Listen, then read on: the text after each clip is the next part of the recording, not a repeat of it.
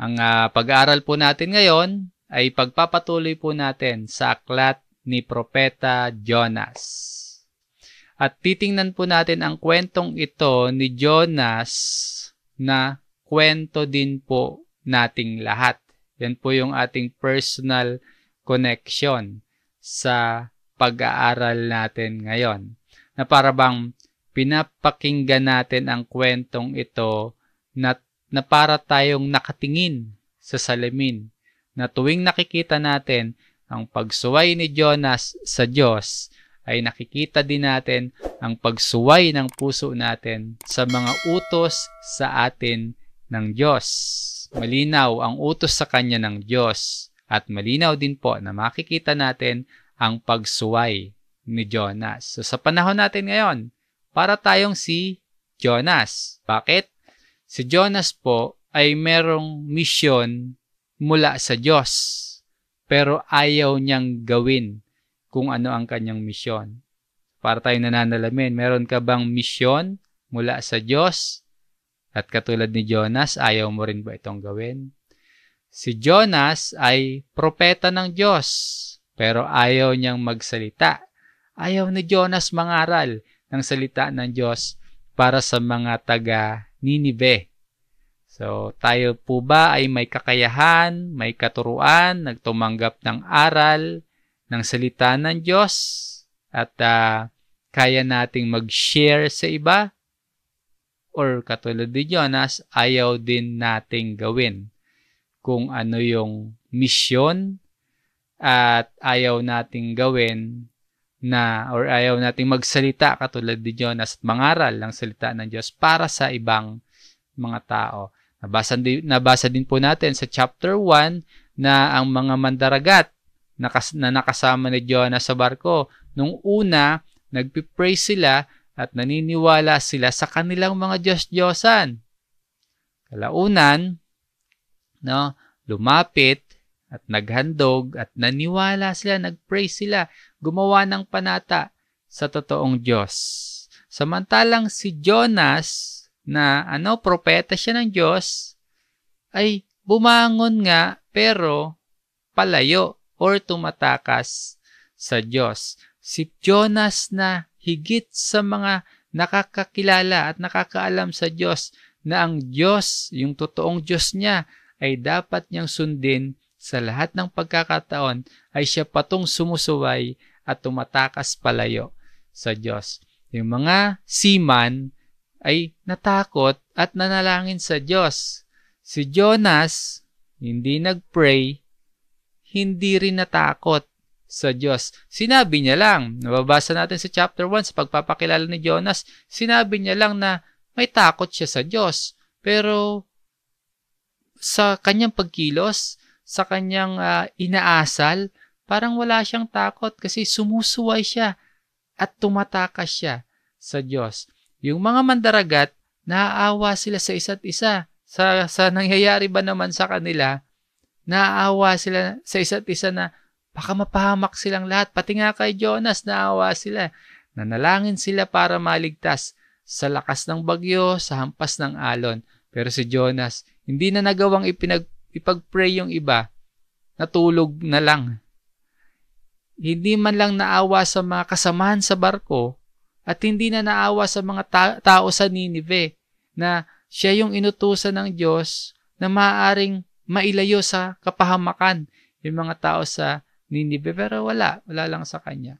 Sa chapter 1 po, buti pa yung hangin, buti pa yung alon, sumusunod sa Diyos kung saan niya papupuntahin. Si Jonas ayaw sumunod sa utos ng Diyos na pumuntang Ninive.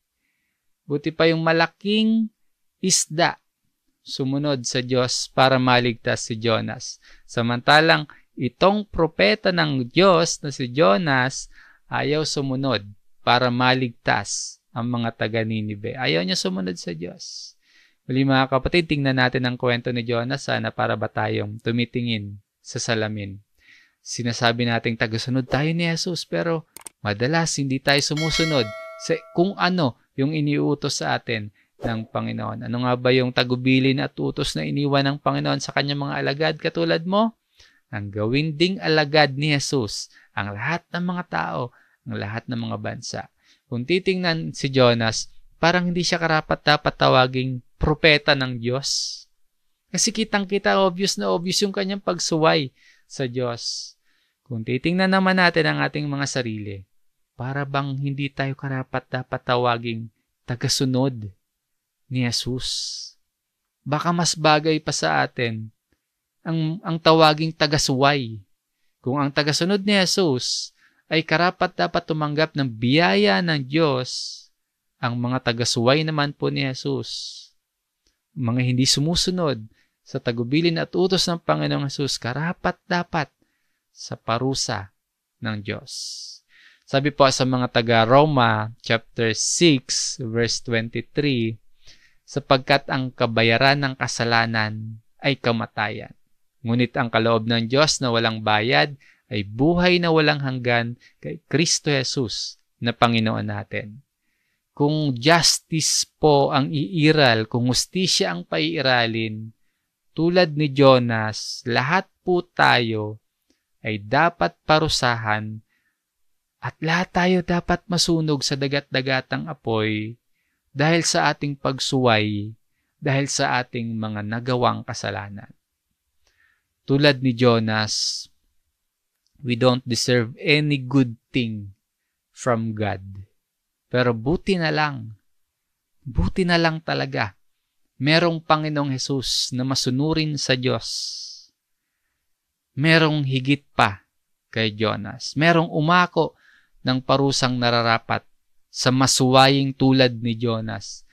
Merong umako sa parusang nararapat sa mga taong tumatakas palayo sa Diyos tulad ni Jonas, tulad ng bawat isa sa atin. Kaya nga po sa last part ng pag-aaral natin last Thursday, idiniin natin na merong may higit kay Jonas at walang iba kundi ang Panginoong Jesus. Dahil ang Panginoon ang nalunod sa galit ng parusa ng Diyos sa pagkamatay niya sa krus. 3 araw at 3 gabi ang Panginoon na nilunok ng kailalimhan para tayong lahat na sasampalataya sa Kanya ay mailigtas. Katulad ng ginawa ng Diyos kay Jonas. Sa Jonas chapter 1 verse 17, bahagi pa rin ito ng ating balik-aral, at naghanda ang Panginoon ng isang malaking isda upang lunukin si Jonas.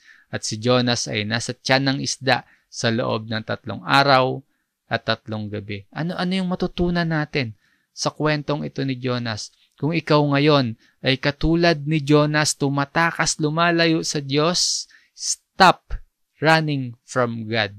Kung ikaw po ay katulad ni Jonas na inuutusan ng Diyos na pumunta sa east, pero ang tinahak mong direksyon ay pa-west, mapapagod ka lang.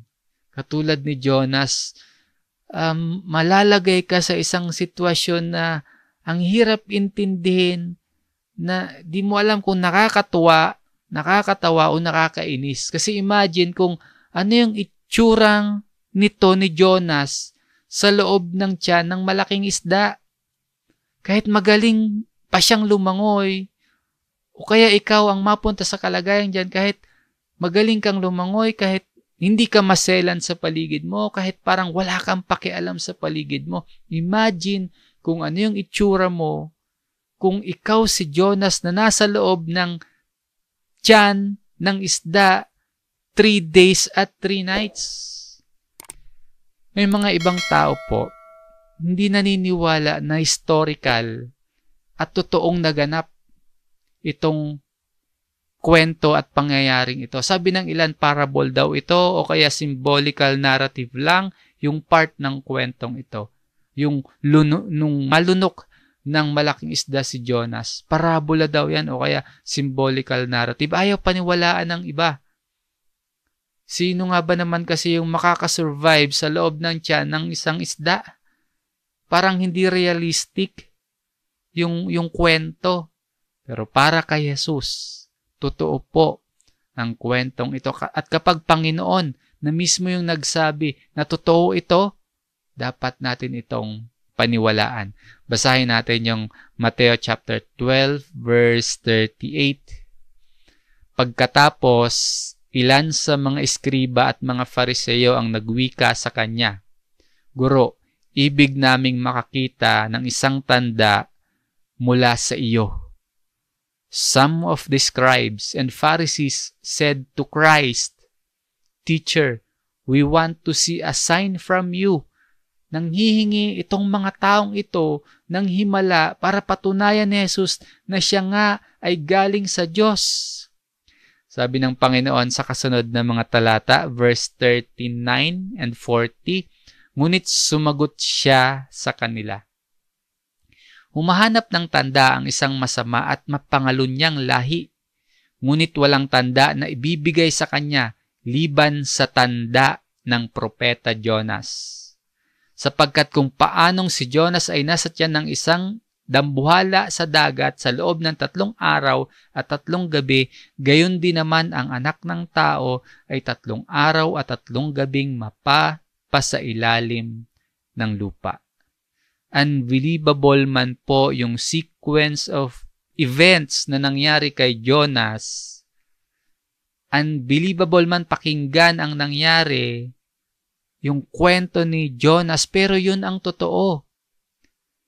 Sa panahong ito na nangangaral ang Panginoong Hesus, nung siya ay nabuhay dito sa lupa at nangaral, totoong mangyayari ang kamatayan at muling pagkabuhay ng Panginoong Hesus. Na sa panahon natin ngayon, napatunayan natin na totoong nangyari ang kamatayan at totoong nangyari ang muling pagkabuhay ni Jesus.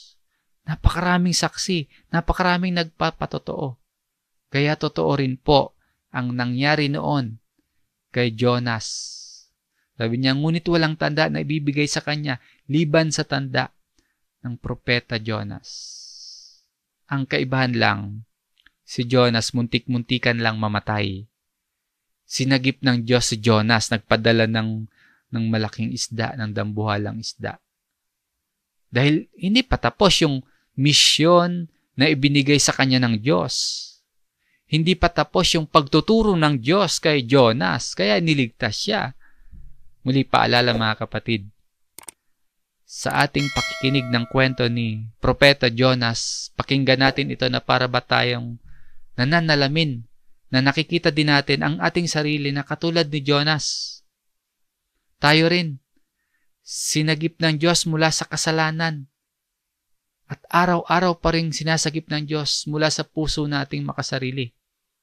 Dahil meron pa siyang misyon para sa atin. Yes, niligtas na tayo ng Diyos pero buhay pa tayo ngayon dahil meron pang misyon para sa atin ang Diyos. Meron pang gustong ituro sa atin ang Diyos. Meron pang nais ang Diyos na gawin sa puso natin, na purify pa, maging malinis pa. Ngayong nararanasan natin ang pagsagip ng Diyos, ano po yung dapat na maging pagtugon natin? Tingnan po natin yung kwento ni Jonas. Manalamin tayo sa kwento ni Propeta Jonas. Tulad ni Jonas, ano ang kanyang ginawa o naging pagtugon sa pagliligtas sa kanya ng Diyos? Kasi niligtas siya eh. No, nasa matinding bagyo siya, malakas na hampas ng alon, inihagi siya sa karagatan. Tapos bigla nagpadala ang Diyos ng malaking dambuhalang isda para iligtas si Jonas. Ano ang naging pagtugon ni Jonas sa pagliligtas sa kanya ng ating Diyos? Makikita natin, nanalangin siya at nagpasalamat siya sa Diyos. Dadako po tayo sa mga pangunahing talata ng ating pag-aaral ngayon sa chapter 2, verse 1. Simulan natin dito sa verse 1 ng aklat ni Jonas. Verse 1, nang magkagayoy, after nung mailigtas si Jonas ng Diyos sa pamamagitan ng paglunok sa kanya ng malaking at dambuhalang isda. Nang magkagayoy, nanalangin si Jonas sa Panginoon niyang Diyos mula sa tiyan ng isda. So sa tagpong ito, sa pagkakataong ito, finally, nanalangin din si Jonas. Hindi katulad nung simula.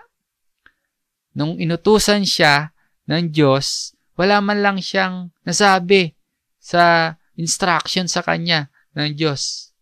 Hindi din katulad nung nasa barko na siya na hinahampas na sila ng bagyo, na halos mamatay na silang lahat, na halos masira na yung sinasakyan nila. Wala siyang pakialam. Hindi man lang siya nagpray. Inutusan na nga siya ng kapitan na magpray. Sa tagpong ito malamang, maaring nakaramdam na siguro ng matinding paghihirap at nararamdaman niya na lalapit yung kanyang kamatayan at halos mawalan siya ng pag-asa na mabuhay pa. Kaya saka lang pa lang siya nagpray.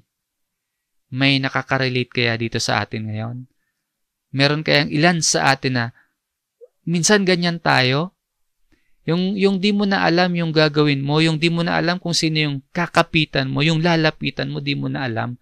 Yung tipong di mo na alam kung may direction pa ang buhay mo. Yung minsan pakiramdam mo, parang katapusan na. Minsan itong mga sitwasyon na ito yung ginagamit ng Diyos sa atin para ipakita at ituro niya sa atin na walang iba tayong malalapitan maliban sa Kanya. Minsan, or sa madalas pa nga po, nilalagay tayo ng Diyos sa isang sitwasyon na wala na tayong magagawa liban sa manalangin at lumapit sa Kanya. Kung feeling mo po, parang walang nangyayari sa buhay mo ngayon, kung pakiramdam mo or nakakaramdam ka pagka minsan na parang walang pag-asa, kung feeling mo dead end na, madilim ang paligid, magulo, kung feeling mo gipit na gipit ka na, pray. Lakasan mo ang loob mo. Take heart. Siguradong may Diyos na nakikinig at nagpapakilala sa iyo. Ganon ang ginawa ni Jonas. Nanalangin siya. Tayo naman po, kung magiging tapat tayo, masasabi at mararamdaman natin na it is always a good thing when we pray to God. Kay Jonas, hindi man totally naayos yung puso niya, pati na yung sitwasyon niya, hindi man totally na bago, ang maganda ay nagpakilala sa kanya ang Diyos. Sa atin po, lumalim man ang bigat ng pasanin o mga problema natin sa buhay dahil man ito sa ating pagsuway, nawa po ay lumalim naman lalo ang pagkakakilala natin sa Diyos. Tuloy po natin yung pagbabasa natin dito sa chapter 2 at sa pananalangin ni Propeta Jonas, paano niya nakilala ang Diyos. Number 1, meron tayong 4 na kasagutan doon sa, ito kasing chapter 2, prayer ni Jonas. Sa pananalangin ni Jonas, paano niya nakilala ang Diyos? Number 1, nakikinig at sumasagot ang Diyos sa ating mga hinaing. Sa verse 2, nakasulat hindi lamang yung simula ng prayer niya, kundi summary na rin ito halos nung karanasan niya. Sabi niya po sa Jonas chapter 2 verse 2 at kanyang sinabi, tinawagan ko ang Panginoon mula sa aking pagdadalamhati at siya'y sumagot sa akin mula sa tiyan ng Sheol at ako'y sumigaw at iyong dininig ang aking tinig. Tumawag si Jonas sa Panginoon. Yung Panginoon, kung mapapansin nyo, all capital letter sa RTPB, ang Lord po ay Yahweh.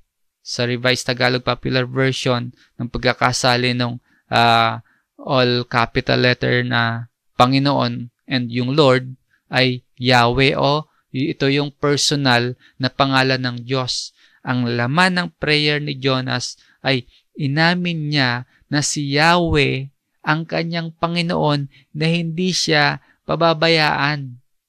Ang sabi po ng ilang mga komentary sa bahaging ito, ang prayer daw po ni Jonas ay hindi nakafocus sa ginawa ni Jonas. Totoo na humingi siya ng tulong.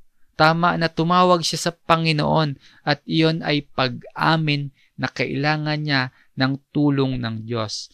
Ang ganito raw pong klase ng prayer ay nagbibigay parangal sa Diyos na ating nilalapitan. Yung inaamin natin na kailangan natin ang tulong ng Diyos. Sa pamamagitan po ng prayer, kinikilala nating nakikinig at sumasagot ang Diyos.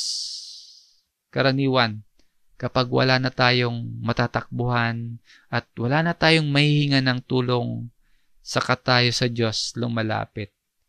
At makikilala natin ang Panginoong Diyos na tunay na mabuti. Dahil hindi niya tayo sinusumbatan, hindi niya tayo sinisisi or tinatanong na, anong karapatan natin? Bakit ngayon ka lang lalapit sa akin? Kung madalas ang attitude natin, kapag walang-wala na tayong malalapitan, kapag walang-wala na tayong matatakbuhan, saka pa lang tayo lalapit sa Diyos. Saka pa lang natin kinikilala at hinihinga ng tulong ang Diyos. Pero ang ating Diyos, hindi niya tayo sinusumbatan. Sa kabila ng pagiging masuway natin sa Diyos, nakakalapit tayo sa Kanya nang hindi tayo sinisisi. At meron tayong pag-asa na tayo ay tutugunin niya. Lahat iyon dahil sabag sa atin ng Diyos. Sinugo niya ang kanyang bugtong na anak.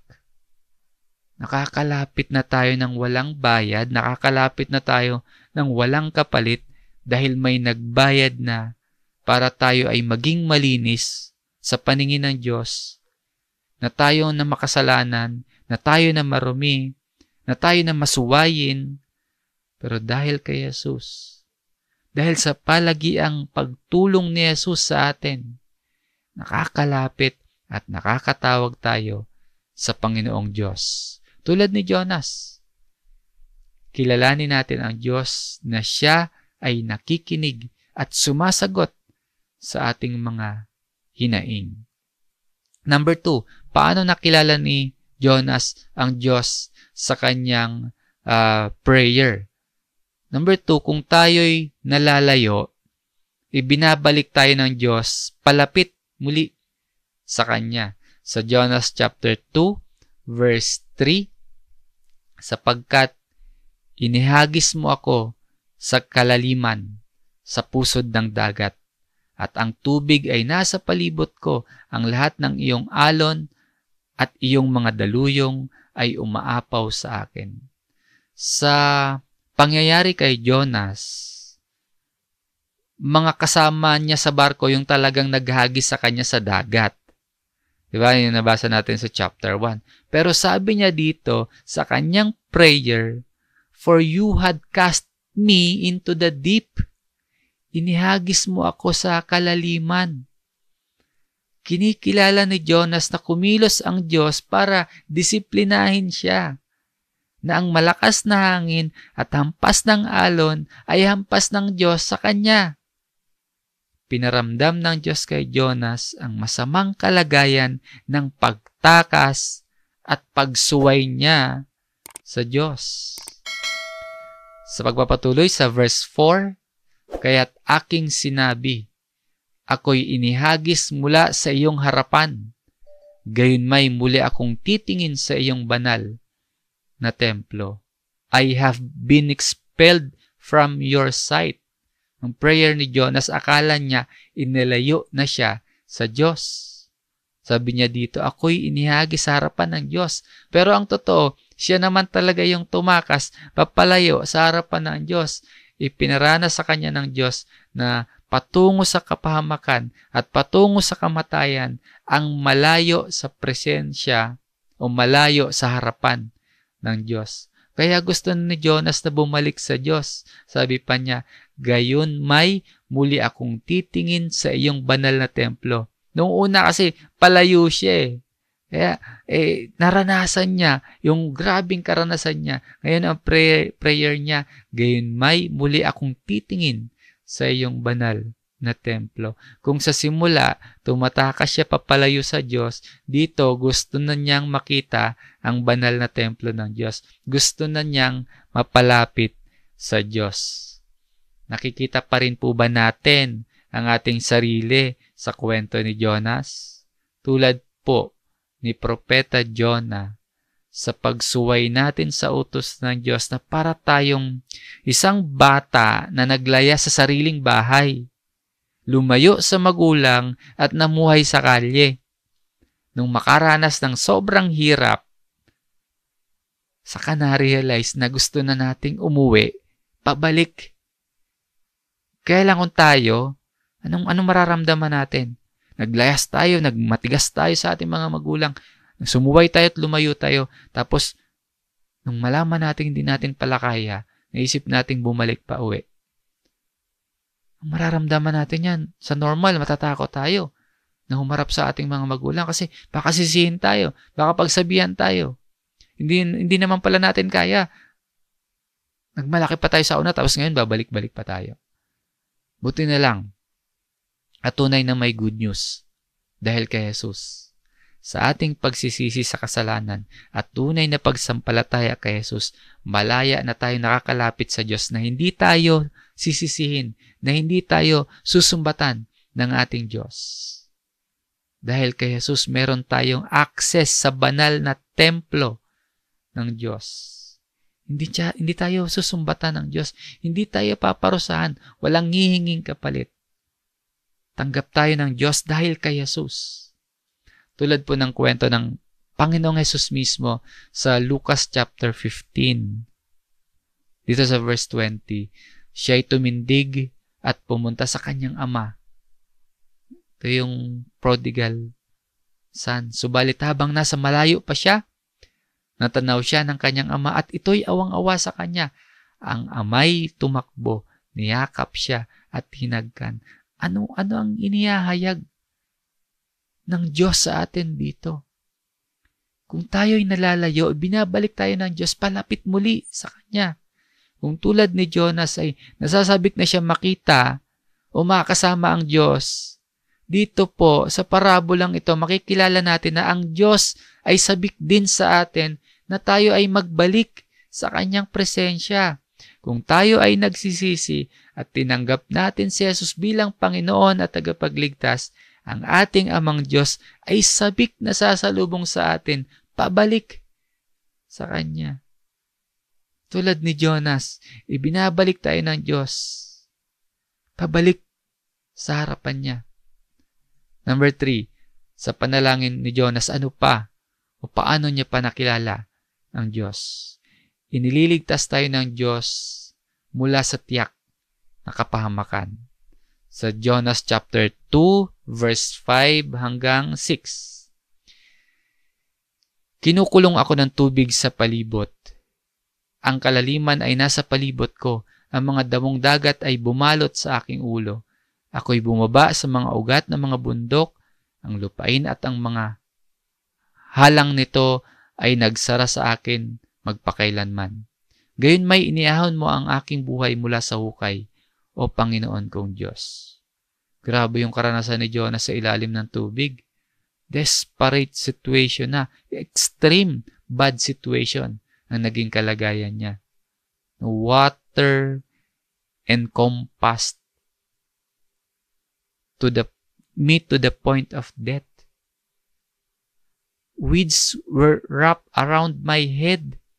Ang kalaliman ay nasa palibot niya, meaning lumubog na siya, natabunan na ng tubig. Ang pakiramdam niya dyan, at kung tayong malalagay dyan, parang wala ng pag-asa. I descended to the roots of the mountains. Ang lupain at mga halang nito nagsara magpakailanman. Parang katapusan na ni Jonas. Parang wala na siyang mapupuntahan. Parang wala ng liwanag siya na masisilayan. Parang dead end na talaga. Parang lang. Dahil sabi ni Jonas sa last part, gayon may iniahon mo ang aking buhay mula sa hukay, o Panginoon kong Diyos. Hanggat buhay ka, at dahil buhay ang Diyos, may pag-asa. Sabi niya, you have brought up my life from the pit, O Lord my God. Ang sitwasyon ni Jonas, wala na siyang ibang malalapitan at wala na siyang ibang mahihinga ng tulong maliban sa Diyos. Ano yung relevance at connection nito sa atin? Pinatunayan ng Diyos na siya lang talaga ang makapagliligtas sa atin sa tiyak na kapahamakan. Yan yung na-realize ni Jonas. Mga kapatid, madalas mas kailangan nating magtiwala parati sa Diyos. Minsan pakiramdam natin, parang na tayong tinatangay ng agos ng problema palayo sa Diyos. Minsan pakiramdam natin, nilulubog na tayo ng mga alalahanin sa buhay. Kailangan nating magtiwala ng lubos sa Diyos na tayo ay Kanyang ililigtas sa tiyak na kapahamakan. Ginawa na ng Diyos yan. Siya ang lumapit sa atin para tayo ay maligtas dahil sa pagsugo ng Diyos kay Jesus. Ano yung misyon ng Panginoong Jesus? Sa Lucas chapter 19, babasa natin sa verse 10. Sapagkat ang anak ng tao ay dumating upang hanapin at iligtas ang nawala. Bumaba si Jesus mula sa langit to seek and save the lost. Katunayan po ito na inililigtas ng Diyos sa tiyak na kapahamakan tayong lahat.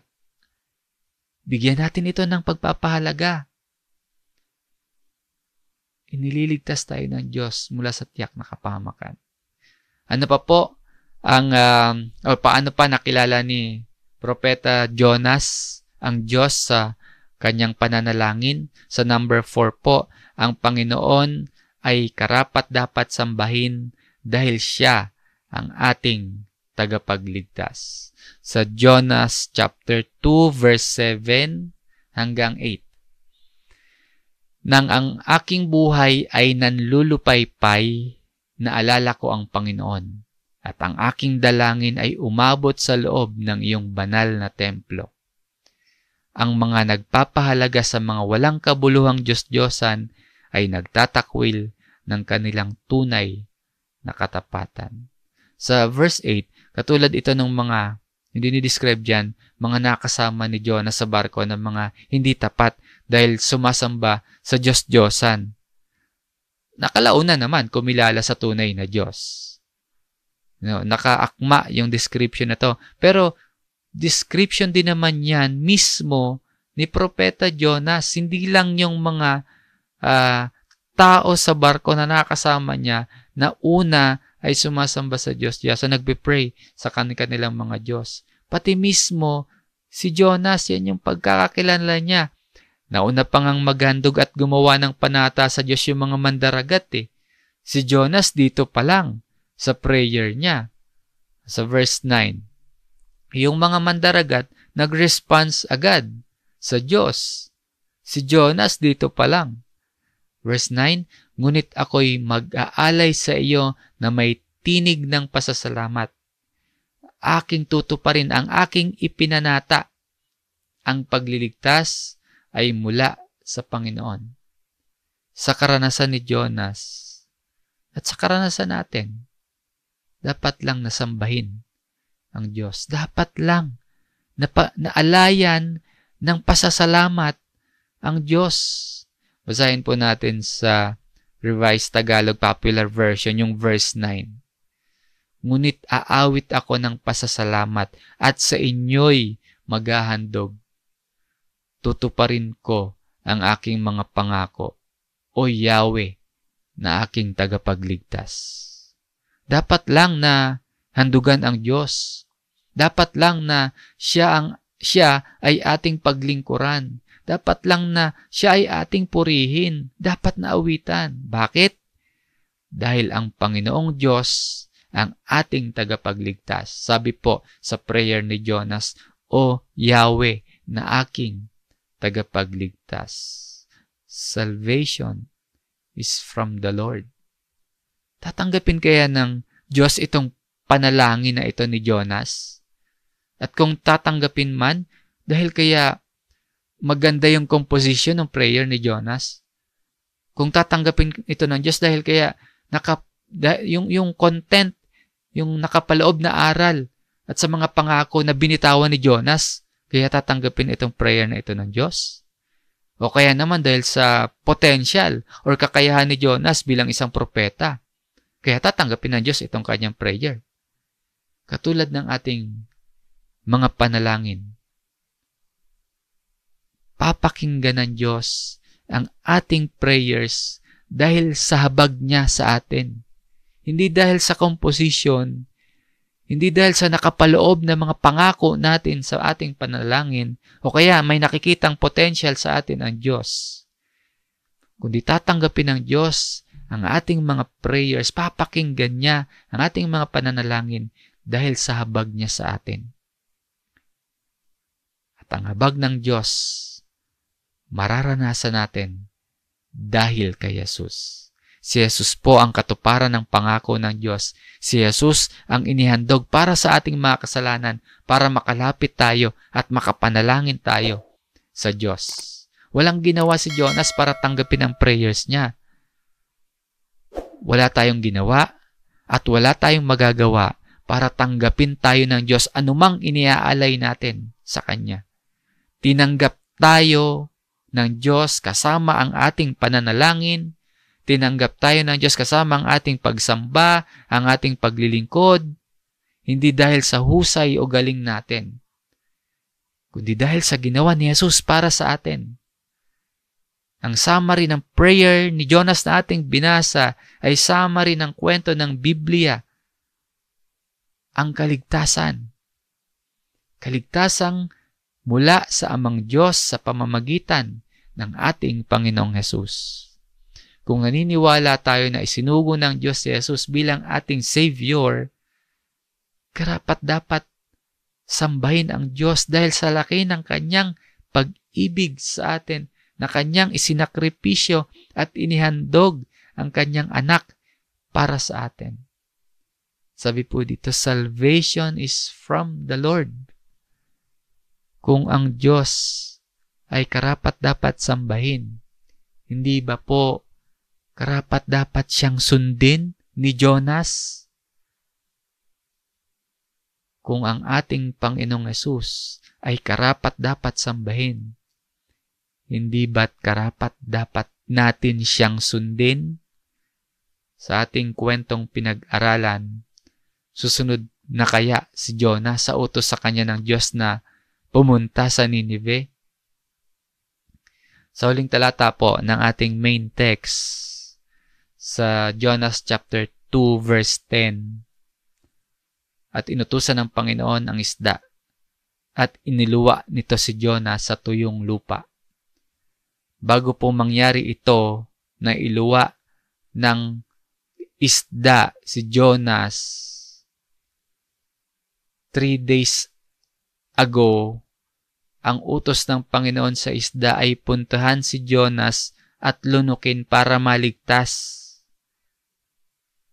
So, inutusan ng Diyos itong dambuhalang isda. Kung makakapagsalita itong isda na to, or makikita natin sa kilos ng dambuhalang isda na ang kanyang tugon sa utos ng Diyos ay, yes, Lord. Ngayon po, dito sa verse 10, ang utos ng Panginoon ay iluwa si Jonah sa dalampasigan or tuyong lupa. Ano yung tugon ng dambuhalang isda? Yes, Lord. Inuluwa nito si Jonah sa tuyong lupa. Inutusan siyang lunukin, nilunok niya. Inutusan yung isda na iluwa, iniluwa niya. Buti pa yung isda, sumusunod sa may likha sa kanya. Ang tao kaya? Tayo kaya na binigyan niya ng buhay? Tayo kaya na binigyan ng Diyos ng bagong buhay at ng buhay na walang hanggan? Ano po ang reply natin sa utos sa atin ng Panginoon? Ano yung sagot natin sa utos sa atin ng Diyos sa pamamagitan ni Jesus? Wait lang, Lord. Bakit ako, Lord? Or, no, hindi, Lord. Ganun ba tayo sumagot? Sana ang tugon natin, yes. Dapat, yes, Lord. Kung pamilyar po kayo sa story ni Jonas, alam mo na susunod siya sa Diyos. Pupunta siya sa Ninive para mangaral kung ano yung iniutos sa kanya ng Diyos. Pero dapat nating alalahanin na ang tunay na pagsunod sa Diyos ay hindi lang pagganap ng mga tungkuling ibinigay ng Diyos sa atin. Hindi lang basta magampanan, kundi dapat ang pagsunod ay nag-uugat sa ating puso. At yung ating puso, pusong maka-Diyos. Dito po sa last verse na ito ng chapter 2, ang ginamit na salita ay iniluwa. O sa English po ay vomited. Literal na ibig sabihin, isinuka. Nasusuka tayo kapag ang kinain natin hindi tanggap ng tiyan natin. Posible kaya na dahil or baka kaya ito yung ginamit na word ay to indicate na bagamat nanalangin si Jonas at susunod siya sa utos ng Diyos, meron pa rin dapat na itama at ayusin sa puso ni Jonas. Iniluwa, no? Vomited. Yan po yung patuloy natin makikita sa kwento o aklat ni Jonas habang patuloy natin itong pinag-aaralan na bagamat nanalangin na si Jonas at susunod na siya sa utos ng Diyos, meron pa rin dapat itama at ayusin sa puso natin. Sa puso ni Jonas, katulad natin. Sa ngayon po, siyasatin natin ang ating mga puso. Baka katulad ni Jonas, nananalangin nga tayo pero yung mga nasa barko na kasamahan niya, hindi man lang niya pinag-pray para maligtas. Di ba yung binasa natin sa chapter 2, nag-pray siya. Baka tayo katulad ni Jonas, nagpipray, yes, pero baka hindi natin ipinagpipray yung mga kasamahan natin para magkaroon din sila ng kaligtasan. Na katulad ni Jonas, ang laman ba ng prayers natin ay puro lang pansariling kapakanan? Isama po sa ating panalangin ang mga taong nakakasama natin, pamilya natin, mahal natin sa buhay, lalo na po yung mga lost, yung mga naliligaw at nangangailangan ng tagapagligtas. Or baka katulad tayo ni Jonas, tayo ay nagpupuri, tayo ay nagpapasalamat ngayon sa Diyos, pero kasama ba sa layunin natin at mga pangarap natin na makasama ang ibang tao sa pagpupuri sa Diyos?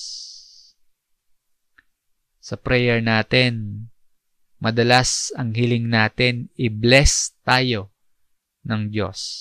Walang masama doon. Pero, part ba ng prayer natin? Nananalangin din ba tayo na maging blessing tayo sa ibang tao? Tayo po na naririto ngayon, nagkakasama-sama sa gawaing ito, ay naniniwala tayong lahat na salvation is from the Lord, na isinugo para sa atin si Jesus bilang ating Savior. Pero, naniniwala din ba talaga tayo na si Jesus ang kailangan ng mga mahal natin sa buhay para din sila ay magtamo ng kaligtasan? Yes, naniniwala tayo na si Jesus ay isinugo para sa atin. Pero naniniwala din ba tayo na si Jesus ay isinugo para sa ibang tao din? At kung naniniwala ka kay Jesus, susunod ka ba sa Kanya? Kung naniniwala ka kay Jesus bilang Lord and Savior, susunod ka ba sa Kanya kapag sinabi niyang, "Go and make disciple of all nations"? Ang nag-utos, Lord. Ang nag-utos, Savior. Kung naniniwala tayo kay Jesus, susunod ba tayo sa Kanya? Susunod ba tayo sa Kanya kapag sinabi niya na magpatawad ka? Susunod ba tayo sa Kanya kapag sinabi niya na ibigin ang kapwa tulad ng pag-ibig sa sarili? Susunod ka ba sa Panginoon kapag sinabi niya na ipanalangin ang iba? Yes, nananalangin tayo para sa ating sarili. Susunod ka ba sa Panginoon kapag sinabi niya na tulungan natin ang iba? Susundin ba natin ang Panginoon kapag sinabi niya na magbigay tayo ng may kasiyahan? Susunod ka ba sa Panginoon kapag sinabi niya na huwag pabayaan ang pagtitipon? Na pangasiwaan ang kapatiran? Susunod ka ba kapag sinabi ni Jesus na preach the gospel to all, sa lahat ng tao, even to your enemies? Susunod kaya tayo? Dito po sa verse na ito, makikita natin na sumunod ang dambuhalang isda sa Creator niya, sa may lalang sa kanya. Inutusan ng Panginoon ang isda, sumunod ang isda. Susunod ka ba sa Panginoon? Ikaw po ang makakasagot niyan, kapatid.